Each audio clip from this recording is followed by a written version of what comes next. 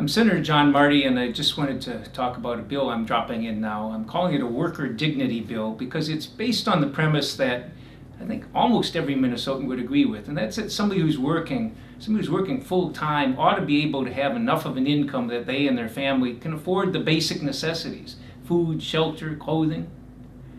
It's a basic concept that I think 90% of Minnesotans support, and yet there are a lot of working families who can't make it. So our worker dignity bill would do several important things to make that life better for those families. First of which is it would continue the phased-in minimum wage increase. Last year, the legislature passed a good bill that raised the minimum wage to $8 last year, $9 this next year, and then $9.50 a year later.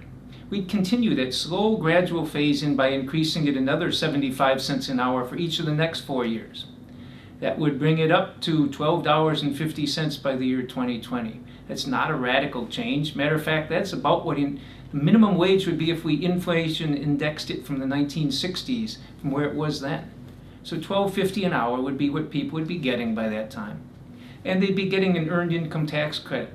For a typical single parent with one child who might be getting $940 from our earned income tax credit in Minnesota, they'd be getting about $3,000 under this bill. A significant bump that way. And finally, we're taking care of affordable child care. Right now, there are 7,000 families who are waiting to get child care subsidies so that they can work and afford to have their child in a safe place. We would be fully funding it, so there's no waiting list. And we'd also be making sure the payments are decent, so providers who are struggling to make ends meet, these are small business people, they can't afford to pay their own bills, let alone give good quality care to the kids if we don't give them a sufficient income. So this bill would increase our sliding fee child care program. The whole concept of putting all these things together is to say workers deserve a decent living.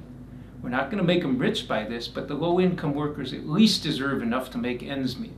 I think that's a good bill. I think Minnesotans would strongly support that, and I want to see us move forward on legislation like this.